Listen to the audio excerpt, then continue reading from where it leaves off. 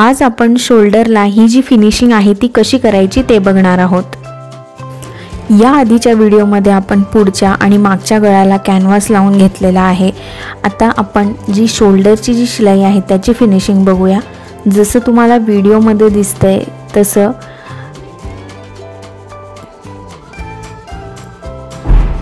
कॅनव्हासची जी पट्टी आहे ती कुठल्याही एका मागच्या किंवा पुढच्या भागाची ही दुसऱ्या भागामध्ये टाकून आपल्याला शिलाई करून घ्यायची आहे। जसं तुम्ही आता व्हिडिओमध्ये बघितलं, यामुळे काय होतं की शोल्डरला शिलाई ही बाहेर दिसत नाही।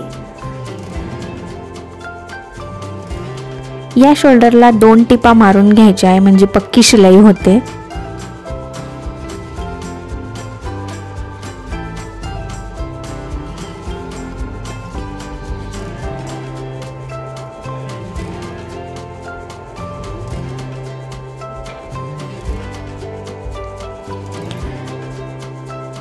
आता आपण जो भाग शिवला त्याच्यावरती आपल्याला फिनिशिंग करून घ्यायची आहे। तर जो मशीनचा दाब आहे त्याच्या उजव्या बाजूला जेवढं कापड दिसतंय तेवढं संपूर्ण गळ्याला तुम्हाला हळूहळू शिलाई ही करून घ्यायची आहे।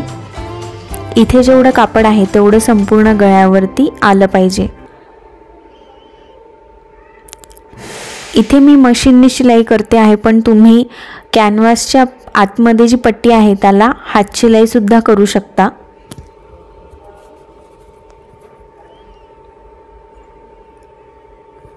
संपूर्ण गळ्यावरती आपल्याला हळूहळू मशीनची सुई खालीवर करत शिलाई करून घ्यायची आहे।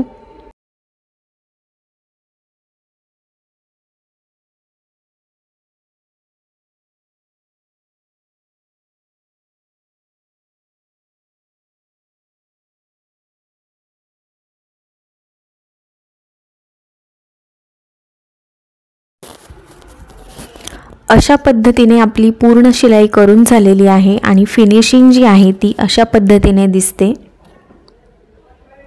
चला तर भेटूया पुढच्या व्हिडिओमध्ये।